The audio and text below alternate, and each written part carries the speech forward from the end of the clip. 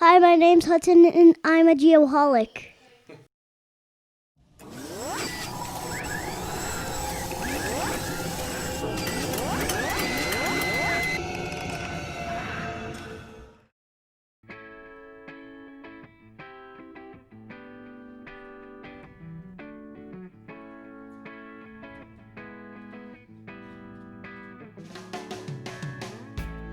Feeling it, Shoots? I'm not a Fish fan personally. That's the jam band. I did it it just for you after that last one. You're like, I love jam bands. No, not at all. I am. Maybe if 207 passes here and they legalize weed, I'll like the jam band a little more. But Oh, careful what you wish for. Let's have some fun tonight, boys. Welcome back, fellow geoholics. I kind of feel like a cult leader a little bit when I say that. Is that weird? no, not at all. All right. It's becoming a cult. All That's right. a good thing in a good way. I like It's it. not like that sex cult. That guy just got sentenced Oh, for like yeah. 120 years. That I was listened right. to a podcast about that. That was right where I came from in New York. Upstate? Yeah, Wow. that's like my hometown. I heard That guy. Hunter Biden was in a sex club. Have you heard that one? Oh, geez. We're not starting that. That was with Steve last week. I wasn't here. We're going to pass on that. All right. Anyway, thanks for listening to episode 55 of the Geoholics podcast, also known as the Terrell Suggs. Forks up. T Sizzle. Yeah, I got that. the shirt on Yes, you for do. my Arizona State. I know Dr. Nick and Jake are in on that. Some facts on him. Arizona State University. He was the Pac-10 Freshman of the Year in the year 2000, straight out of Hamilton High School in Chandler. First team All Pac-10 Defensive Player of the Year in 2002. He still holds the NCAA single-season record with 24 sacks in one season. Wow. That is ridiculous. That's crazy. 2003 first round, 10th overall pick by the Ravens, 7-time Pro Bowler, 2-time Super Bowl champion, one with the Ravens. The second one was with? The Kansas City Chiefs. There we go. 2003 NFL Defensive Rookie of the Year, 2011 NFL Defensive Player of the Year, Wow. and he is number 8 all-time in sacks at 139. Assuming he'll be a first ballot Hall of Famer. Oh, absolutely. He just retired. He was on the Chiefs last got year. his ring or second ring and Well, got yeah, out but of there. wasn't he on Arizona? Yeah. Like for and then half a season or a they season, cut then him. They cut him. Yep. He went to the Chiefs. Yeah, good for Exactly. him. That And worked out then really well. My honorable mention, just because of the nickname and the Dodgers playing right now in the World Series, Oral the Bulldog Hershiser Oh, and his There you go. 59-inning consecutive scoreless streak. which Unbelievable. I know locally we had B-Webb going after it, but Yep. he blew it at like 54 and a half or something like that, or Yep. and a third. I'm going to throw in, of course, being a Bears fan, in Lance Briggs. Of course. Lance Briggs. Yep, That guy was like a truck. he was. Yeah. I'll tell you what, that 50 to 60, that's like Hall of Fame linebacker Linebacker territory central. right there. Yes. Yeah. But Terrell was technically a defensive end. And I Oh. can say Hmm. I sat behind him at a Diamondbacks game. I couldn't find the picture. It's like 6 phones ago. He was nice enough that he stood up and took a picture with us, and he did the forks up when we took the picture. So Good stuff. absolutely. Word of advice, I don't know what's on those 6 phones, but you might want to get rid of them. Burn That's 'em. why I keep them, so nobody else gets a hold of them. There's no crack pipe pictures or anything like that? No. All right. Of course not. All right. Come Make on. sure of that. All right. Oh, man, don't throw that out there. All right. I think it's been a minute since I mentioned it, but we have a GoFundMe page. We may sound like takers, but really we're givers. If you feel inclined to make a $25 donation, in return, you're going to receive a highly coveted Geoholics fan pack that includes a sticker, wristband, koozie, and temporary tattoo. And get this, if you had a couple beers in you and feeling really generous, with a $50 donation, you'll receive all the above and a Geoholics t-shirt and pint glass. Hell, even if you send us $1, we'll mention your name on a future show. Why not? Yeah. Speaking of that, Shoots, I need you to make a promise to the folks that are waiting that you will get their fan packs in the mail this week. Okay. I will gladly do that. Now that you're back and they sewed your arm back on, I know. it shouldn't be a That's- problem. Well, that parachute, the first chute didn't break out, and Yeah. then the second one just ripped my arm right off. And look we're all good. I'll be pitching again next week. Pitching and mailing, that's what you're going to be doing. Yes, exactly. I'll be taping the boxes. All right. That opening number, of course, is Fish, name of the song is Sample in a Jar. Fish is an American rock band that formed in Burlington, Vermont in 1983. The band is known for musical improvisation, extended jams, which Shoots loves, blending of genres, and a dedicated fan base. Fish's music blends elements of a wide variety of genres, including funk, progressive rock, psychedelic rock, folk, country, jazz, blues, bluegrass, and, of course, pop.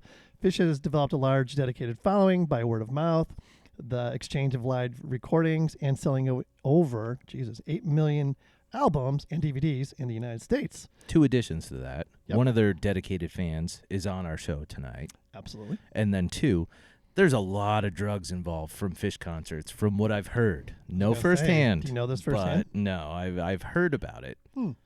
But I wonder why that would be. I can't imagine. Well, you got to enjoy that jam band for a half an hour with one song somehow. Absolutely. Yep. Yep. Got to feel the music, Shoots. I don't. Real quick, as I mentioned, That's so bad. as I mentioned in the last episode, if you're looking for a great return on investment of your advertising dollars, I would highly recommend that you consider being a Geoholics friend of the program in 2021. If you think I'm crazy, get this. By the end of 2020, we'll release 47 episodes, 9 Geoholics Anonymous roundtable discussions, started a dedicated YouTube channel, which now has close to 130 subscribers, amassed over, we're almost 650 followers on Facebook. I just looked today, it's like 550 members of the Geoholics LinkedIn group. We'll easily eclipse 23,000 individual downloads. And guess what? As a friend of the program, you and or your company will also record an exclusive podcast to feature whatever you'd like. In fact, we're going to do one of those this evening for one of our current friends of the program. So reach out to us at info@thegeoholics.com for more info. By the way, we are limiting this to 8 friends of the program, so all of them will get the attention that they deserve.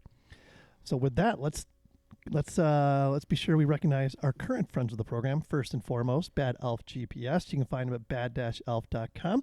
These guys are successfully developing high-accuracy GPS receivers for all-day data collection.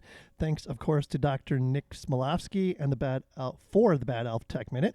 Mention that you heard about the Flex on the Geoholics and receive $100 off your purchase and a kick-ass fitted hat, just like the one Shoots and I is wearing right now.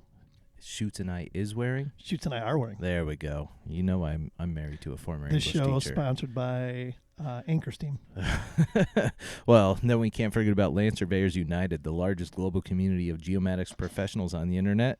I know Justin said 17,500. Is that accurate? 17,300. 300. Okay, so over 17,000. LandSurveyorsUnited.com. There's a Geoholics page on there as well. Take 5 minutes, visit the site, become a member, and he is also the man that made our Geoholics app. He did indeed. And thank him for that. Of course. Thank you very much. Next, we got LiDAR News, the virtual home of the LiDAR industry. They strive to provide their readers and sponsors with the most current information about 3D laser scanning, LiDAR, unmanned aerial systems, and photogrammetry. The LiDAR News team, it's like the LiDAR News team, Channel 3 at 10, Dun, dun, dun, dun. focuses on the application of technology to solve 3D problems. Check them out at lidarnews.com. And Parkland College, their land survey program in Champaign, Illinois. 2 schedule options, which provide opportunities to both traditional and working adults to achieve a certificate or associate's degree in land surveying. You can find out more with them at parkland.edu/surveying. I have to believe it's getting cold in Champaign, Illinois right now. I would hope so. It's been cold here the last 2 days. Next, we have Unifly. Scott Ohana and his team are developing a one-stop UAV shop. Check them out at unifli.aero. Be sure to click on their How We Work link to find out more. And Diamondback Land Surveying, Mr. Trent Keenan, specializing in residential, commercial, and public works projects. Corporate office is located in Las Vegas, but they're licensed to work across the West. They are also proud sponsors and brand ambassadors of Get Kids in the Survey. DiamondbackLandSurveying.com to find out more about them, and GetKidsInTheSurvey.com. But he's also involved with Mentoring Monday, which I partook in yesterday. Oh, and? It was pretty good. Did you learn something? I did. I learned a few things, and he, friendly enough as he always is, he gave a little shout out, and he was like, "What's the Geoholics update. Nice. So he consummate friend of the program. Did you represent? Of course. Nice. Proudly. All right, there we go. Next, Advanced Geodetic Surveys, Inc. Check them out at agsgps.com. They have unbeatable deals on new and used equipment rentals, and supplies. In fact, if you go to agsgps.com/shop and use promo code GEO15, you will save 15% off all regular priced field supplies, accessories, and safety equipment, and maybe a Sherp ATV rental. We're going to have to do that and just record it. I'm convinced of it. I know we keep saying it, but what are we waiting for? The weather's getting nice out here. Yep. Tiger Supplies, the surveying, construction, and engineering superstore with over 15,000 products featuring top brands such as Leica, Topcon, Spectra, and much more. Tiger will get you the equipment you need to get the job done right. Use the code GEO15 for 15% off any Adair Pro item, including tripods, bipods, prisms, prism poles, flagging tape, survey markers, and much more. Don't forget to check out their YouTube page for more product videos, tips, and tricks. Gangwall had fun with that one last week. Yeah, Yeah. He's not he's not a seasoned veteran like myself. He's not. But hey, he tried. Ah. He tried. Next, we've got Cyanic Automation. These guys are doing some very cool stuff with survey companies up in Canada, developing new ways to collect daily work records and timesheets in the field, automate invoicing, search jobs by legal addresses, stuff like that. Check out JobBook by going to their website, getjobbook.com. They are solving operational problems to make your business life easier. Everybody needs that. Also, get this, tell them you heard about it on the Geoholics, and they'll give you 20% off your first year subscription. Really cool stuff there. All right, we made it, Shoots. We're done. You weren't rusty at all. You're back in the saddle. Hey, we got the arm attached. I'm glad they fixed that. That's Hey, great. it wasn't the voice box. The golden pipes are still good. Here we are at the Cobb Fenley Sue Studio. Hopefully you out there are getting the humor attached with that. A little bit about Cobb Fenley, shameless plug. The Cobb Fenley mission is to collaborate with employees and clients to provide engineering solutions that further their commitment to growth in the community. Check them out at cobbfenley.com. Might I mention, it's also a great place to work. I've heard that Yeah. from a few people. Right. One of them I talked to way too long and got yelled at by Jake.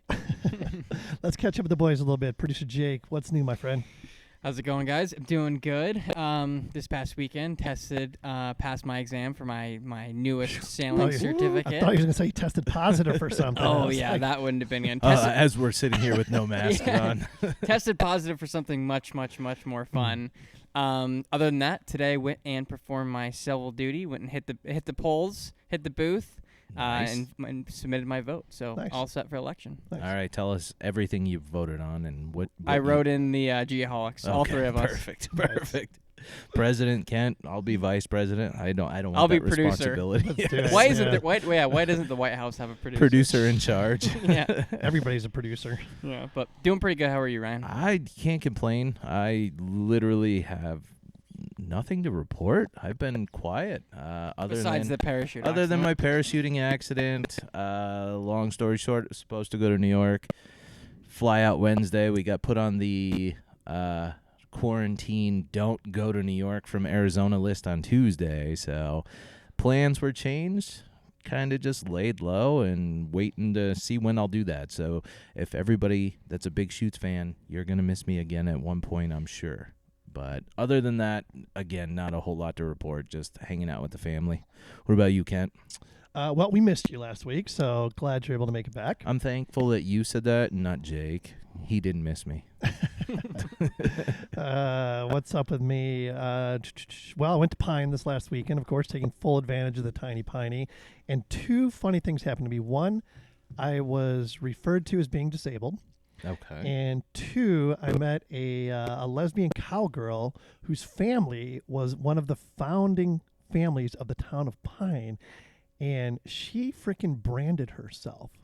Okay. Yeah, like you would a How- cattle, Yeah, like a with cattle what? prod thing, right? So, yeah, we saw her at one of the local establishments. Had met her the weekend previously, and she recognized we were talking, and she, had a few anchor steams, I'm sure, and she's like, we're like, I don't even know how we got on the topic, to be honest. She's like, yeah, I branded myself, so she pulls down her shirt, and sure enough, her name is Charlie, not Charlie, but Charlie with an S. Okay. So she pulls down her shirt, and on her left was right to me. Left breast was a S branded, like right on her chest. It was the most bizarre thing. You never know what you're going to find up in Pine. Well, that's something I've always wondered about. Have you seen those like football players Yes, that it have was the like same thing. brand Yes, on their arm? Exactly. Like what the hell? Like how many of those guys are doing? What the alphas. hell's the matter with Yeah. them? Yep. That would hurt so badly. Hey, that's fraternity life. I won't even get a Geoholics tattoo. Yeah, right. And the disabled thing, we were playing this game called, what was it called? Quirkle? I think it was called Quirkle. And there's colors involved, and there's 6 colors, and I'm colorblind, and I can't see the difference between like green and red and blue and purple. And I was referred to as being disabled. I'm going to give you one of these because we're on the same page. I Yeah. get that from my 7-year-old when we play Uno. Oh, okay. There you go. Yeah. Oh, has he called you disabled yet? He just kind of looks at me like I'm an idiot. All right, let's get on with this. Safety Apparel Safety Share. Matthew Stansberry has developed the best safety vest on the planet, also known as the Party Chief. SafetyApparel.us is where you can find them. And also make sure to check out all their social media platforms. They're doing a ton of cool stuff, giveaways, highlighting pictures of folks in the vest, stuff like that. So thanks to Matthew Stansberry for being a supporter of the show. Shoots, what's our topic? They pop up all the time on my social media. They are active on there. Yeah. I'm going to keep it easy and simple tonight. Service your tools and machinery regularly. It's that simple. Whether it's survey tools and everything involved with that, or for somebody like an aerial, our airplane needs to be serviced regularly. You don't want that thing falling out of the sky, and with drones and all that good stuff. Should not only be done when they break down. You should do it to prevent any malfunctions in the first place. It's going to cost your business money if it breaks down, and more importantly, somebody could get hurt. Not good.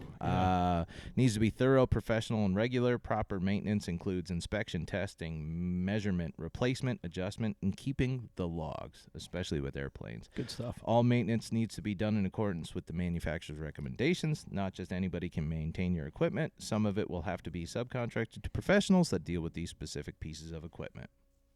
Very good. I like that. Hey, I like how you tied that into the safety share. That was great. hey. Nicely done. trying. All right, let's get on with this. So we're setting a Geoholics record this evening, and that record is number of guests.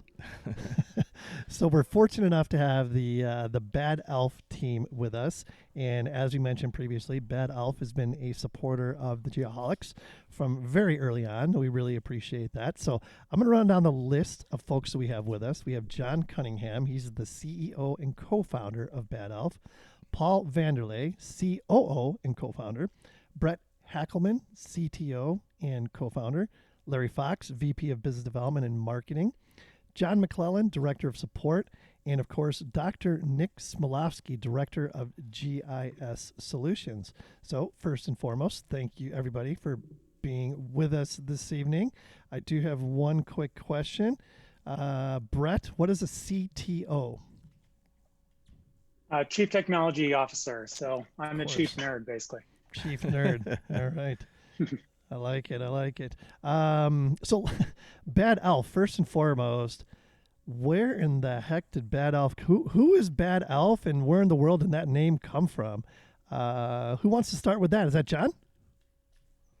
Sure. There are differing opinions on the origins of the name of the company, because it did occur in Stuttgart in about the fall of 2009, and involved a lot of beer. And It was a long time ago, and we were drinking. So yeah, Yeah, pretty much. my But brain was foggy. Brett and I had left IBM in 2005, and Paul joined us a couple of years after that, and we were there. We had started a company that was mainly doing software and services, and it was kind of tough to be a slave to the hourly wage, pretty much. And Brett had this idea that, hey, we should be able to make our own hardware. Pitched that to us while we were drinking, and of course we said yes, because it sounded like a great idea. And he went off and did the Skunkworks project, and that was the birth of Bad Elf. But the company that we were doing before, the number 11, had been important to us, and we were trying to think of another name for this new company that was going to build hardware that was a little more fun. And Brett suggested Elf, because Elf is German for 11. And so we started playing around with different names, and we settled on Bad Elf. And we contacted a colleague of ours who had done some artwork, and he came up with the logo, and we just knew that was going to be it. And for years and years after that, marketing consultants approached us and told us, you have to change the name of your company. This is silly. This isn't serious. You can't have the name Bad in it. It sends the wrong message. And that was completely contradicted by our experience at trade shows, where everybody would come up and say, this is fun. This is cool. We like this. Your elf is cute. So we've just stuck with it, and it's worked out really nicely for us. So when Paul came on board and it was Vanderlei, you guys didn't want Vanderlei Industries? You know, I'd already gotten that domain name a long time ago. He owns that domain. But kudos for catching that. Yeah. Paul is the master of that domain. Oh, that's excellent. So, how did you guys get into the geospatial industry then? So we started mainly focusing on aviation because Brett was a private pilot, and there was another company called ForeFlight that had come out with moving maps on the iPhone, and then the iPad launched in what was it, 2010, right? So we had been making these little plug-in GPS receivers because Brett wanted to know what his position was, and there was no GPS inside the iPhone at that point in time. And there, Paul's showing you one right there on the screen. And they just took off. Brett flew out to Southern California, or drove out, I don't even remember, and he was like a dealer at the air show. It's like a little bag of these little plastic things saying, I got a GPS receiver for your iPhone. You want one? and so he was taking cash for it. And we built the first 1,000, and we figured that would last a while, but we put them on Amazon just before Halloween in 2010, and they were gone by Thanksgiving. Wow. And that was a mad scramble to try and make some more of them. And so we spent a lot of time over the early years doing aviation and then boating and marine. And then we started to notice a trend about 5 years ago, that a lot of people were picking it up for GIS applications, not GIS professionals per se, but people who needed to do location-based tracking of assets or information. And we were an affordable solution for that. And we decided that was probably where our bread and butter was going to be. And ultimately that's why Larry and Nick are now part of the team, because that's our major focus now. So kind of give me the chronological timeline of who was involved in the beginning, and like when you brought the other guys on. Yeah. So I can take some of that too, John, if you like. We started, it was mostly the three of us doing Bad Elf. And I think we were doing software, hardware, business development. We were addressing, we were cutting and pasting addresses on shipping labels. I mean, we were doing everything. And we knew right away we were going to need some help. And so I think the first one of these faces to help us out was John McClellan. And we brought him on. He was working remotely in Chicagoland. And he started doing tech support for us from there. I mean, in the very beginning, ever since the beginning, we've been a distributed company, right? So that's the first 4 people then in 4 different states. And, from there, as we did more and more stuff, we tried a few different things. We brought in some help to do bookkeeping and so forth. But then when Larry and Nick came on board later on, that was mostly to focus on GIS. Gotcha. And what is Bad Elf doing different from a business model perspective in a already well-established geospatial industry? Paul, you want to take this one? What I was going to ask Larry or Brett to talk about that. So maybe Brett, they could put a spin on that. Yeah. Delegate that one to Brett. Yeah, absolutely. I think as a company, we started very much in the consumer market for aviation. So we were working with individual pilots, helping them solve the problem of moving maps on their iPad in the cockpit. And so we've always had a very much a end user consumer focus, and kind of starting on the lower end in terms of price range and and building up from there. And so we started off with a very simple plug-in product. Over the years, expanded our product family to be Bluetooth and have more advanced capabilities. So we've been kind of moving from the bottom of the stack up. And obviously, most of the established GIS players are starting on the extreme high end and moving down when they can. And so that's kind of given us a nice advantage in that, you know, we've stayed pretty small and nimble. And so that lets us really experiment with different products, work very closely with the end customer, and it's frankly just more fun. We can be less serious, and we can have a name like Bad Elf, and we can do crazier things. So Yeah, no, that's awesome. So essentially, clients can reach out to you guys, and you will kind of tailor things more to them than obviously your larger companies. right, and we're so for us, you know, we also see it as, for us it makes sense because, you know, there is with any market there's a long tail of customers and you know, GIS workers, and we kind of see this, you know, any given, you know, municipality might have a GIS team, and there'll be one survey person on there who you know, owns the expensive gear, and then there may be another dozen other folks that, you know, have their iPhone or their iPad. And so we kind of see it as by starting lower in the market in terms of cost, you know, we can help the rest of that team do really good work in the field with minimal training and just the right amount of piece of hardware to do the job. I'm curious, are there any concerns that smartphones, and maybe this is already happening, are smartphones at all chipping away at what you guys develop? Yeah, you know, it's something we're always watching the market. Our philosophy from the very beginning is just always to add the bare minimum amount of hardware that we need to then augment and, you know, make use of the device the end customer has, the iPhone or the iPad or Android device. You know, those have beautiful displays, and so what we do is we're not trying to replace those devices, right? Where our screen will never be as beautiful as your phone screen will be, or the apps on it. And so there's always the concern. One big factor in obviously high accuracy GNSS is that it's all about the antenna. And so that's one area where every time we see a cell phone manufacturer launch something that has a really nice chipset in it that could support some GNSS type scenarios, they always put a really crappy antenna on top of it. And that's because they're trying to cram it in there with everything else. And so there is no doubt that we're watching technology. You know, obviously innovation is happening every day. And so we really focus on the fact that, you know, parts of this are chipsets that are being thrown off by cell phones and UAVs and other technology, you know, autonomous vehicles.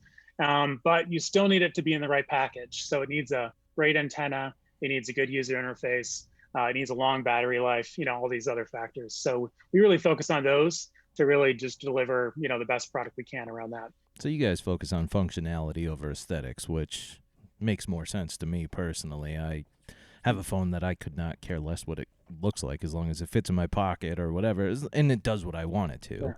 But let's switch gears a little bit. Let's go over to John. Can you talk about your cloud solutions a little bit? Sure. It's the interesting thing for us is that our core competence was really in software. We have decades and decades of software experience building everything from embedded systems to mainframe systems and, you know, now cloud systems. But Brett's little Skunkworks project brought us into the world of hardware, and we spent a lot of time learning how to do that. And now we're at a point where we're able to get back to what it is I think we do best. And so we've got the firmware that runs on the GPS receiver. We've got the app that runs on your mobile platform. And we've got a cloud component now that allows us to manage the licensing and the customer management portions of this. And it gives us the opportunity to really expand things, because as a small business with really not very many people, yet with a global supply chain and distribution system, we've relied very heavily on cloud integration in order to make our operation run much more efficiently with a lot less labor. And we see that this may be an opportunity for us to explore going forward. Yep, I'm glad you clarified that because you guys are primarily focused on the hardware side for right now. Are you partnered with any software companies at this point in time? We are an Esri partner, but let me just say that watch that space. There's some interesting things I think we could be doing. Well, okay. I struck a nerve there. Did you see that? Well, he got a little uncomfortable for a second there. He didn't want to. I felt it. He doesn't want to. He doesn't want to release everything. Well, right now. hey, like it, yeah. we're a small time There's show got to be here. some secrets, right? We're not breaking news here. Brett, let me ask you this: your customer base and what are you guys trying to solve with the hardware, with your software partnerships? What's essentially the end goal? Yeah. Well, so it really is about solving problems because that turns out that's what customers pay you to do when they buy your product. And so, you know, as a you know, starting out in the aviation industry, obviously as a pilot, I kind of knew what I wanted to use in a product. As we've moved into GIS, it's really obviously we've built up a great GIS team and survey you know, team with survey background, but at the same time it still comes down to really just focusing on the customers, listening to them. So the biggest, you know, kind of wave that we've been riding for the last, you know, going on 11 years now is just the bring your own device, you know, kind of trend. You know, people really don't want clunky proprietary hardware anymore. They don't want to be locked into a full stack. And so they want to use the phone or the, you know, tablet they have in their pocket or their backpack.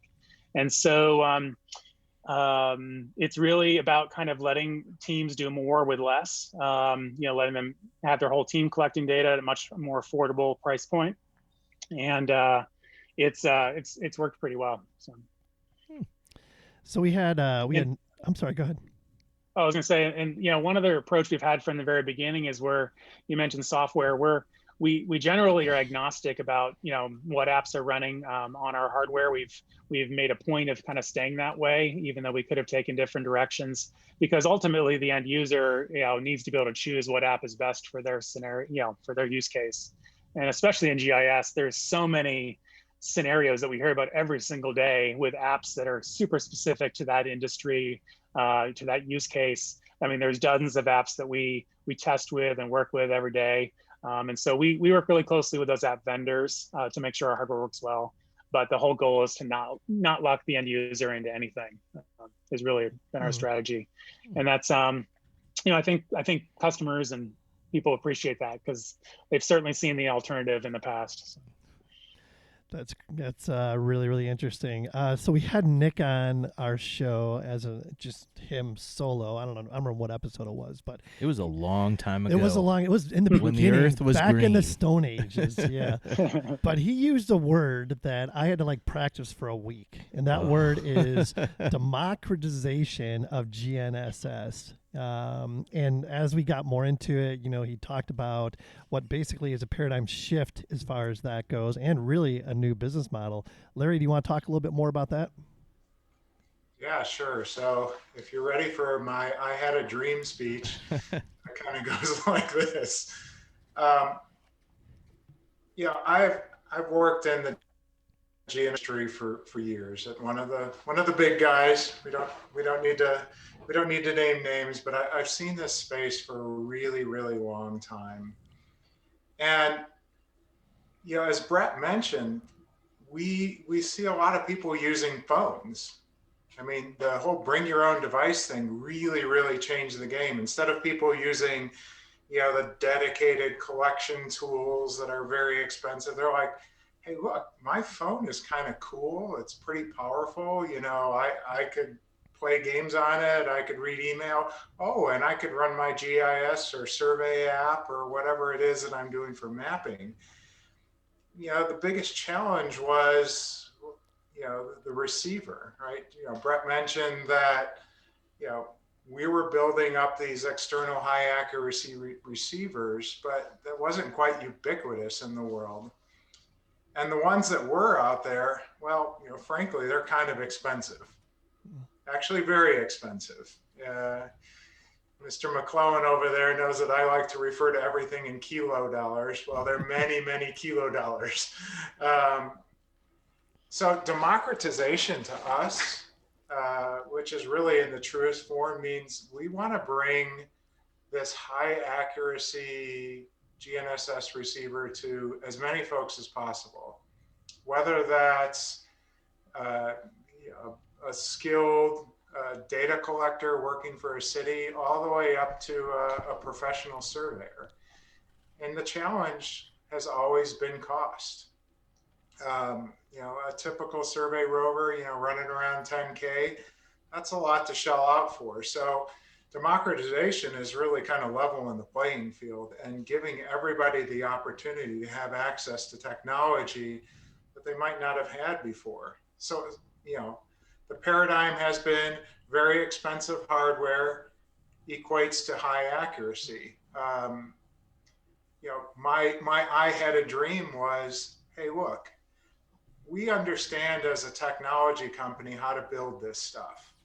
So it's not so much about just hardware and charging a bunch of money for hardware. It's bringing a valuable piece of equipment to as many people as possible, because one of the things that's been really common in the last couple of years is hearing this term of accuracy is addictive, which I think is just, it's cool. It really is. I mean, yeah, you give somebody a 2-meter solution, they're like, oh, wow, that's cool. I remember selective availability, and that was like 30 meters. Well, now you could bring people down to centimeter level solutions. But we wanted to even take it a step further. We wanted it to be in a world where you're paying for the accuracy you needed at the time. So if you just need kind of like, you know, a foot or two for GIS work, well, you've got a receiver that's going to do that all day long. If you really need some high accuracy work, you know, you think like an oil and gas guy who's just out mapping stuff most of the year, but a month of the year, they've got to go do all their compliance stuff. They pay to unlock a receiver. It gives them a high accuracy receiver that they would normally charge, you know, a lot of money for. And now they have access to this when they need it. And really, it was about a business model of, hey, don't make these things be capital costs, make them be expense costs. Let the finance people write off the variable cost of using higher accuracy just as an operational cost. And so we probed hundreds of customers to go, what is it that, you know, really, really floats the boat? And changing the business model with how they paid for this kind of hardware is really what we were after. And I think we did a dang good job with that. I think you did too, as a matter of fact. And you can find out more information about all this at bad-elf.com. Yeah, there you go. See how I throw that in like there? it, Boom. Yeah. Like how you professional. Wove that in there. Well, I know that we talked to Nick about that before, and he said there were different tiers and all that and breaking it down, and we're not going to get that in-depth on it. But, yeah, I'm sure you can find it on there, or you can call any one of these guys. I like this renewed and refreshed Big Shoes. Hey, a week off. I'm all better now. All right. So I think we've dug into the technical side of things enough there. Talk about how the Bad Elf team has been successful during 2020, of course, with COVID and everything else. I'm sure there's been some challenges for you guys. John, how about working remotely? How have you guys survived through the pandemic so far? So as Paul mentioned earlier, we started working remotely. So for us, this is really nothing new. We do have a larger office in Scottsdale, so those guys may have had some more interesting stories to share with you, and probably similar to your own experiences. But it's really it's been interesting. Of course, you know, when March hit, no one really knew what to expect. We are fairly conservatively managed as a small privately held company. So we were not in panic mode because we're not too large. We didn't have to worry about huge payroll or any of that stuff. We did see everybody sort of freeze what they were doing for a period of time. And it's been nice to see through the summer businesses come back and things are really good. And I think, you know, the important thing is when the chaos struck, the team really pulled together and everybody, you know, put their nose to the grindstone, worked harder, Really, I think I'll speak just for myself, but I really didn't want to deal with the outside world and all the crap that was going on. So focusing my energies internally on productive things and being able to knock those down was a way of channeling my frustration and anger into something productive. So it's it feels like we're through the worst of it, and that things are, while they may not be normal on the outside, inside the company things are normal, and I think we're in a good place. And obviously there have been some opportunities along the way with some of the funding programs that were out there from the government that we took advantage of, that helped relieve some of the stress through those early weeks. But it's an adventure, and this isn't the first existential crisis we've experienced. I'd say this is probably our third serious one and fourth total one. And after a while, you get kind of jaded. It's like, all right, so we're going to go through this again. Let's see, what do we have to do? And you just figure out a way to do it and get by. That's an interesting perspective, and you guys are doing a really good job. Of course, I follow you on a bunch of social media outlets and LinkedIn and that type thing, and just being involved with the the virtual conferences and doing webinars and stuff like that. It looks like you guys are experienced in this scenario and have definitely been successful throughout. I have some friends that are in like the trucking company and that type thing, and I know one of the things that I wanted to make sure that we asked you was about supply chains and the challenges that may have come to the surface on that side of things as a result of the pandemic. Larry, would you talk a little bit about that? Sure. Parts come from all over the world.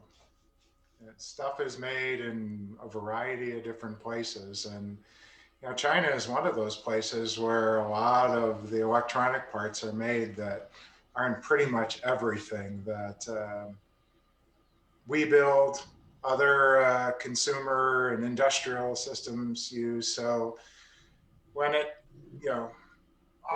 when things kind of got shut down there, it really changed how we had to look at managing a supply chain. We were just so accustomed to place an order, you have a reasonable lead time, and you get stuff. Well, that was the place where all the stuff came from. And that just really changed the game.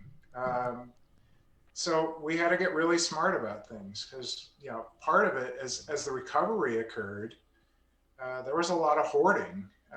Lead time started increasing dramatically. And, we're a small business. We have to be smart. We don't have an unlimited balance sheet to buy, hundreds of thousands of parts just because we want to secure that. So we still have to be very smart about it. So it's really taught us how to leverage the assets that we have, both from the people perspective and from the company perspective, so that we could build out enough to make sure we're able to continue to supply product for our customers in a rational way. It's still challenging. The cost of shipping from overseas has just been dramatically higher. Regulation, tariffs, all the other trade wars are going on. It's really challenging. But I think all of us as a team have a lot of experience in what it takes to build products, to handle supply chains, to offload stuff where that ain't our smarts and somebody else is smarter than us.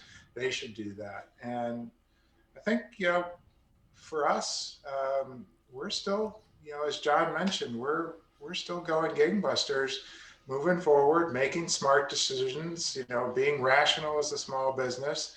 I think the only thing I miss is a little bit of travel. Boy, it was nice to be able to get around. I don't think I've been on a plane since January.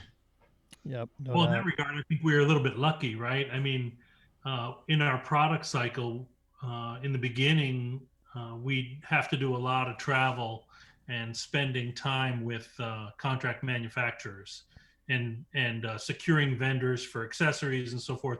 So there were a lot of trips overseas there, and we had just really gotten to the end of that part of the cycle when COVID hit. If we hadn't finished all that stuff, it would have really set us back. So the fact that we were done with that, and it was really now just a matter of, firing up the supply chain and start to manufacture, we would have been in some hot water. So as it was a good time for us to just say, well, let's start making product and let's go heads down on making the software, feature rich. So it kind of, there was some windfall too, not all just bad for us. Well, that was pre-planning and good timing on your part. You guys managed to get it done just in time. Yeah. With the whole 2020 pandemic, and like you said, Larry, not getting on a plane, I know personally just going out and seeing people, customer engagement and seeing them, and conferences, as Ken said, you guys have done a great job on the virtual stuff, but the day-to-day, was it press in the flesh, as they say?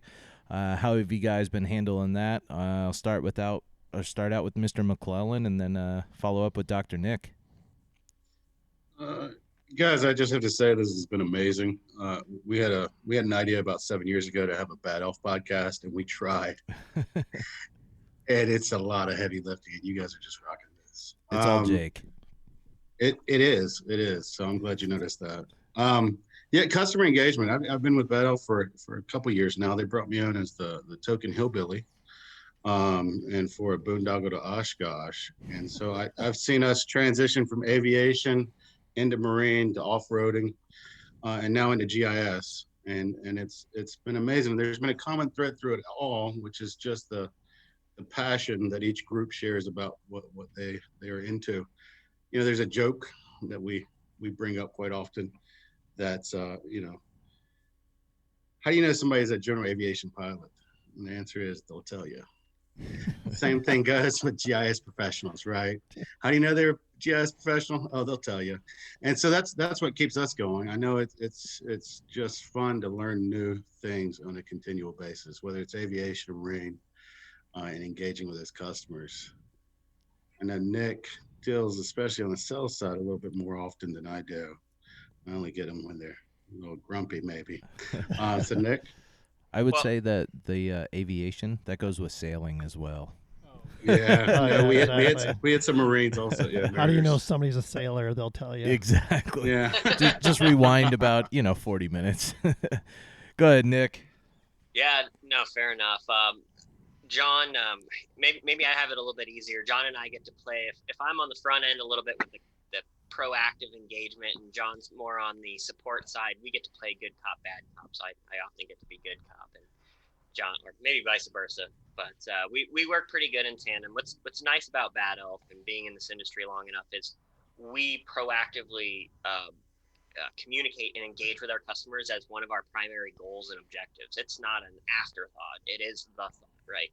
We talked the last time I was on Geoholics, and I believe, by the way, it was episode 2. So it's been 53 episodes. I don't know. And by the way, episode 55 is the 2 numbers in the serial number for the Flex. 5500 is our model number. So I think this is all serendipitous for some reason. Now he's getting deep on us. Another big word. Last time I was here was democratization. This time it's serendipitous. So rhyming.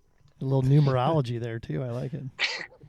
But no, we take engagement with customers very seriously. The Flex, the Bad Elf Flex in itself is a testament to that, because, asking our customers what did they need in a solution wasn't just, everybody needs a cheaper and more affordable solution, but we want a screen, we want data fidelity, we want long battery life, we want to be able to interact and be agnostic with our different phones and tablets, and we really just listened. And from the very first moment that I was doing some, actually before I was on the payroll with Bad Elf doing some consulting, it was go talk to people and listen. I literally, the first gig I had with these guys was walking around and surveying customers, and at a large conference. And so, the world we live in today is a little bit different. We have to be dynamic, nimble, and kind of creative on how we're going to continue that engagement with conferences being virtual. We know there's this Zoom fatigue going on. Here's a shameless plug. We are doing the IMGIS conference. So if you're one of the thousands of people out there right now doing that conference and you want to swing by our virtual booth, you can. We are hanging out. But you know, and again, I just want to summarize that we pride ourselves that we talk to our clients. You know, one of the things we don't have that same business model that once you get into our ecosystem, you're going to pay for everything. Every time you turn around, you open a door, you're going to pay for a license, you're going to pay for a subscription, you're going to pay for support, you're going to have all of these X, Y, and Z things for your solution. We just don't do that. You know, if you need help, you call us or you email support. If you need some training on the front end, when you get your new unit, we're going to set up a call and we're going to help you out. And so it's been really fun to get to know the Bad Elf customers and clients. And I'll finish with this. It's really interesting, going back to the Bad Elf name, how people have just an affinity for us. Like, we were at this conference a couple of years ago and we're at our booth, and, you know, we have the modest size booth. And right near us was one of the big dogs, and they just got everything. You know, it's like the skyscraper at booths. But you watch the booth traffic. Man, people are over at Bad Elf having a good time. That, you know, they can let their tie down a little bit. They're hanging out. You know, they're talking to John. They're like, "You're the guy on support sometimes," you know, and it's fun. Like, we have a good time. You know, they're like, they love our little buttons and taking selfies with us. And so it's been really cool to be able to engage with the community. So, yeah. We really like to do that engagement. Awesome. Thanks for that, guys. And your branding is awesome. I love it. And one thing I want to talk about is the, you know, kind of the company culture of Bad Elf. Obviously, collectively, and you guys, you know, have great minds and great problem-solving ability. But there's also a time to have some fun, I'm sure, as well. So, Paul, tell us a little bit about the company culture. Yeah, John and I, and to some degree, Brett, we came from a culture of a small company that we were a part of. And it was remote in the 80s and 90s, and that was hard to do.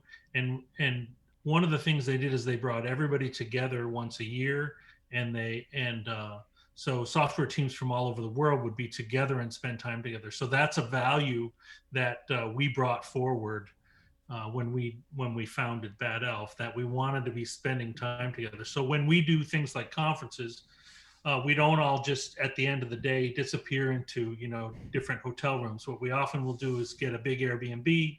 We'll all hang out together. Maybe we'll cook in the backyard or something like that. So we try to spend time doing that stuff, especially as a remote team. But then also Brett and John and I and I know Larry have spent time working at big companies, and so we've kind of picked up some anti-patterns too. Things that we said, well, we are never going to do things like that. So right now we don't have an HR department. We don't have policy manuals. We're small enough that we can do things kind of seat of the pants. That also means that, you know, we can have beer in the refrigerator, right? We can bring the dog into the office, if that makes sense. We can bring the kids into the office if we need someone to watch the dog. We've been also, you know, working remotely, which means you're integrated with your home life much more. And so that means we work long hours, but that also means if there's something going on, we need to run a kid to some softball practice or something, we just do it. Yep. So it's easygoing. Everybody's dedicated, and yet everybody, you know, can do what they need to do. So we're not super strict. Yep, I love that. I can totally relate to that story, and I'm going to do another shameless plug here for Cobb Finley, just because I think you guys would probably fit in really good here if you're ever looking for a job. Or a partnership. Or a partnership. Whatever there we go. want to say. Yeah. In our Albuquerque office, there's one of the guys that works for Cobb Finley is a master brewer. So he actually has a 30-gallon system set up in the office, and you know, they brew their own beer there. And then they took it one step further and purchased a short bus, we'll call it, you know, little school buses, painted at Cobb Finley colors. And what they do is they take the short bus. They take their clients on a brewery tour around Albuquerque, end up back at the Cobb Fenley office drinking Cobb Fenley beers, and it's great for business development and just building relationships. I got to work with Cobb Fenley more often. Apparently, got to get to New Mexico. Yeah, you and me both. Oh, May not man. come back. You guys have a goal in mind now. He's setting the bar pretty high for you, but Yeah, we want to see the Bad Elf short bus. well, it is well known that you guys like beer, and that's where the name came from. Who would like to explain the love of beer and where all this comes from and goes to? Who's willing to step up?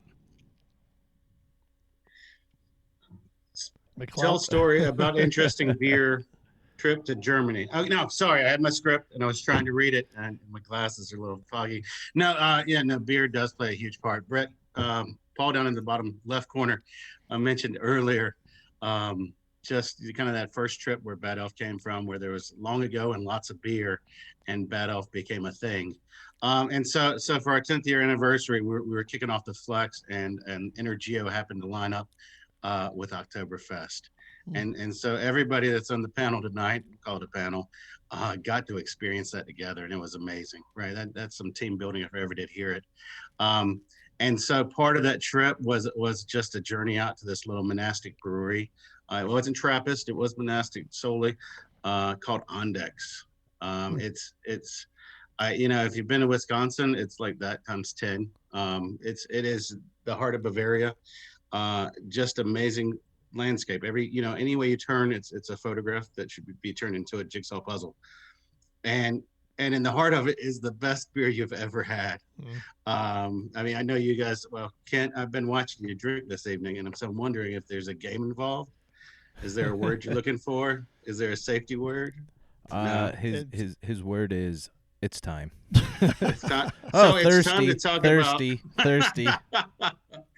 So we had this great experience, and so over COVID, John didn't mention this, but we set a goal for ourselves, an internal goal to keep pushing through it all. At least in Scottsdale, the office complex just emptied out, right? Everybody started working from home. There was 3 or 4 of us in the office most days, socially distancing. We had special hats we wore to make sure we'd stay 6 feet apart. And so we hit our goal. And so I guess I'd like to challenge some of your listeners. I don't know if you can see in the background there. There's a new kegerator that's graced the Scottsdale office. We hit our goal and we've treated ourselves. Nice. Once upon a time, before I left Illinois, I had a kegerator, and every good kegerator deserves a name. The one in Illinois was Kegelbert Humpty Drink.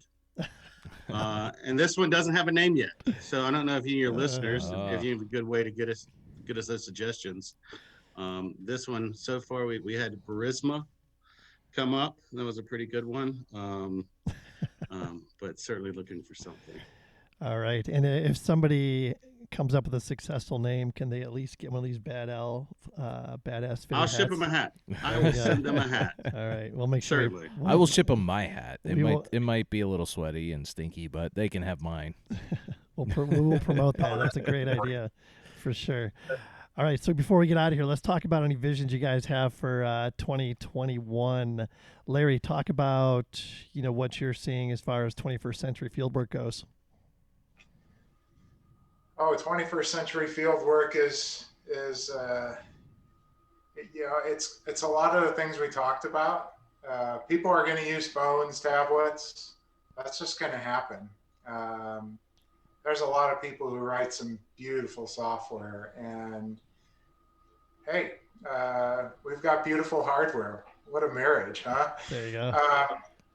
The big thing though that I see is using more devices, augmented reality, which I just think is officially cool, especially in the GIS space. But Brett mentioned earlier on autonomous vehicles. Autonomous vehicles are driving some sick technology. Yeah. They're driving high accuracy GNSS, they're driving corrections networks. And for us, I just think we're in a great place to, with our mentality and the way that we create products and the products we already have, I'm just really excited about where I see technology going, because it's really, you know, for the last 10, 15 years, it's been really, really static. And this particular industry is moving like nobody's business. And so I think as a team, we're just game on, you know, change the technology, make it cooler, because I think there's a little bit in all of us that are kind of technologists that just love new and flashy things. And so the technology is really going to drive a lot of where we can go going forward. But I have some big interest in augmented reality. I just think that's cool. Absolutely. Totally agree. And technologists thinking outside the box, which is even better. So Nick, Larry shared with us what he's most excited about. What are you most excited about moving forward? Oh gosh. Probably the day-to-day integration. I think you're going to see the Internet of Things, location-based devices, you know, these big data systems continue, you know, to upgrade the way we live. You know, interestingly enough, right before the podcast, we were discussing SpaceX, for an example. I mean, they're putting their Starlink system out there where you're virtually, you know, in North America, as soon as maybe next month, pretty much anywhere in North America, you're going to be able to get 100 meg download speed. And, you know, how is that going to push personal wearable items? I mean, you've got things like the Neuralink. And so I think you're going to continue to see this integration. We were also discussing earlier today that we forecast after the sun of this COVID season that potentially you're going to see some economic increase with maybe like national infrastructure projects and things to help the economy coming back. And I think that provides a really good opportunity for hardware manufacturers like us to find these niche markets. And I think it goes back to the democratization of GPS or GNSS. More satellite constellations come online, things become more affordable. No longer do you have just the small survey team with the ability to collect that type of data. You know, nowadays, and now the whole team, actually outside of the team, the entire organization can have access to these types of devices. And last but not least, I'll say, I think we're going to continue to trend towards real-time analyses of data and collection of data as we continue to deal with things like climate change and forest fires and you know, political unrest and epidemiology. Like, we've got to have this information to consume very quickly to make informed decisions. So I think that's all that system's going to continue to integrate, and that'd be my answer. Fantastic. Thanks for that, Nick. John McClellan, what keeps you motivated? Keeps me motivated. We already talked about the kegerator. Besides beer. They told me if we hit our next goal, we get another kegerator. No, I mean, it's just having fun on a daily basis. If I'm, you know, I mean, I think that's why we're all here. If we're not having fun, it wouldn't be something to show up for. And so staying entertained and staying engaged. So great answer. Great attitude. I love it. Brett, how about you? Yeah, I think it just comes down to the crazy customer stories we get, you know, what they're doing with our products every day. I really like hearing from our customers that are out in like developing nations that are just doing cool stuff and bringing what we consider kind of basics to their population. So new utilities, new, you know, water, electricity, all that kind of stuff. So I like hearing the stories. Yep. Good answer. As you can see, we're going up the list here. Paul, what keeps you excited about Bad Elf and the new year? You know, when we're together, either virtually or in person, if we get together in person anytime soon, there's always a lot of brainstorming. And one of the things that I enjoy is watching how quickly we can toss around an idea and then prototype something and see if we can and get it going. So there's lots of ideas always flowing, but on the other side of that is one of the things I always say is, you've heard of the game 6 Degrees of Kevin Bacon, right? Yep. Where you name anybody and within 6 people you should be able to reach Kevin Bacon. Well, when someone brings up an idea, you know, they have to show the bacon.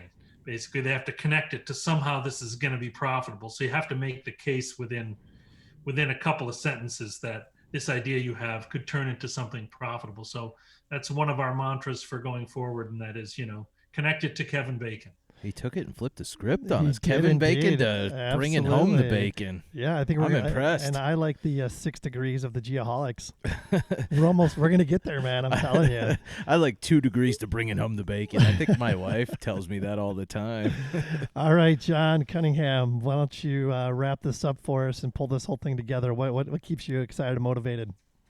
Sure. I mean, the thing that makes it worth doing is really the people in the organization. I know that's kind of cliche, but it's true. We've found a collection of like-minded people who like to have fun doing what they're doing. I think it all comes down to everybody in the company really likes to learn new things. And I know and Paul and Brett like to make fun of me because I will go down that rabbit hole. Like if there's something that I get an interest in, I will just bulldog that until I learn everything I can about it and try and get it done.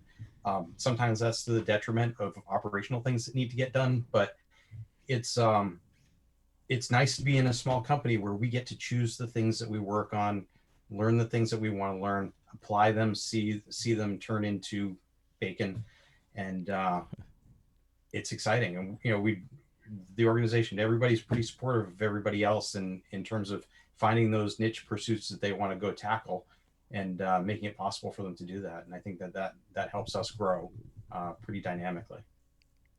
All right, I'm going to test the hierarchy / teamwork of the Bad Elf team right now. I'm going to throw it out to everybody. Any parting words or points of discussion we may not have touched on before we shut this thing down for the evening? We didn't cover what John actually has put inside his kegerator. Oh, I'm very curious. I'd like to You know. see the teamwork right here. I forgot. It took us 6 weeks, maybe 7 weeks, but we were able to track down a keg Vandex. It's a Dunkelweiss. Oh. It's the nectar of the gods. It hits your lips and it makes you feel complete as both just a human and just an organism on this planet. You're connected to all. It's like what a fish song makes you feel on the inside. So when's the first Bad Elf / Geoholics happy hour? We'll take that offline. As soon as It'll be COVID is soon, very soon. Ask Dr. Nick there. He'll be happy to share. I'm sure we can get an invite for you guys. All right, we'll make that happen for sure. Anybody else? What do you guys? Anything before we go? What's Bad Elf? Leave it that open. I'm going to jump in and go, it's just great to be with customers. And I think, a lot of us dig that. There's so many companies that are like hands off. Brett and I went up to Snow Bowl and gotten a bunch of trees with one of our customers. And I'm just happier than a pig in you know what. I love being around our customers because they talk to us. And so just hearing what they have to say and getting into a dialogue, I mean, man, that's like super inspiring. It's like, where does it hurt? What would you like to see? Kind of dream with me a little bit, or just, share what you're doing with your kids this weekend. Right. I think we all really, really enjoy that. And that's what makes this company just cool, is because we're engaged with our customers. We're not, hiding away and saying, oh, here's a product, go. It's great because we made it. No, we want to touch the customers and see them using it, and because it inspires us.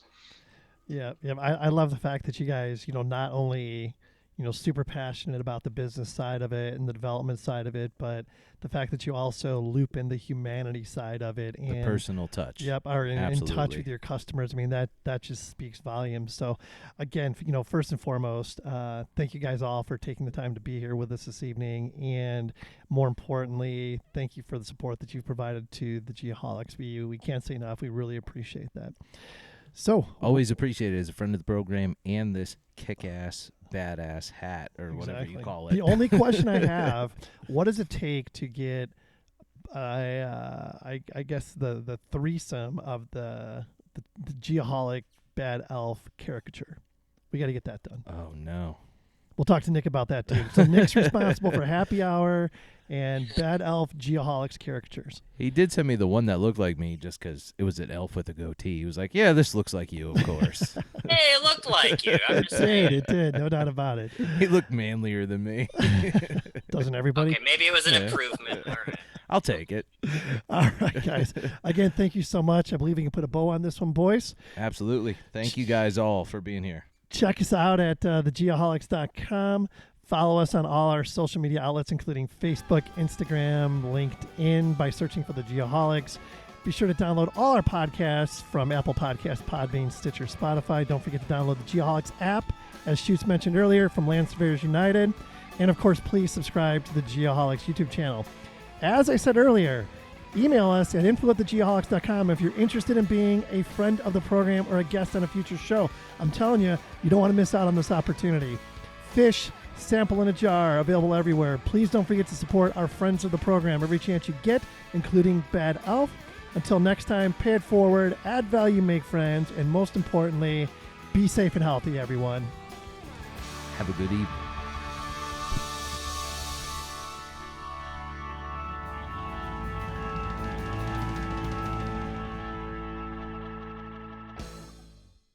All right. Once again, thank you to our friends of the program, Bad Elf GPS. Find them at bad-elf.com.